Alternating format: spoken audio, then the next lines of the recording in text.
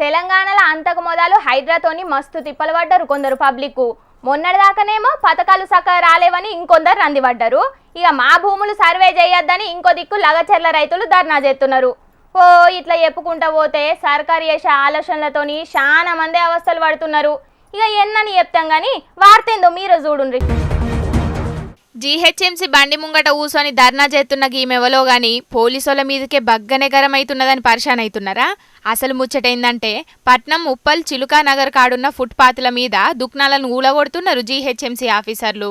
భారీ పోలీస్ బందోబస్తు నడుమ జేసీబీలు పట్టుకొచ్చి దుక్నాలన్నీ ఊలగొడుతున్నారు ఆఫీసర్లు. ఇక అట్లనే పార్కు పక్క ఉంటున్న గిమె పాల దుక్నాన్ని కూడా ఊలగొట్టిండ్రు ఆఫీసర్లు. అయితే 20 ఏండ్లకెంచి పాల దుక్నం నడుపుకుంటున్నా నా దుక్నాన్ని ఆఫీసర్లు అన్నాలంగా ఊలగొట్టిండ్రు. ఇంటైన లేకున్నా కూడా సొంత కాళ్ళ మీద దుక్నంతోని బతుకుతున్న ఆడ మనిషిని గిట్లా అన్నాలం చేస్తారా? నాకున్న దుక్నాన్ని గులగొడితే నేను ఎట్లా బతకాలే? నాకు న్యాయం జరిగేదాకా గీడికెంచి కదిలేదే లేదని పెట్రోల్ బాటిల్ చేతిలో పట్టుకొని జీహెచ్ఎంసీ బండి ముంగట కూసోని నిరసన చేసింది గిట్లా.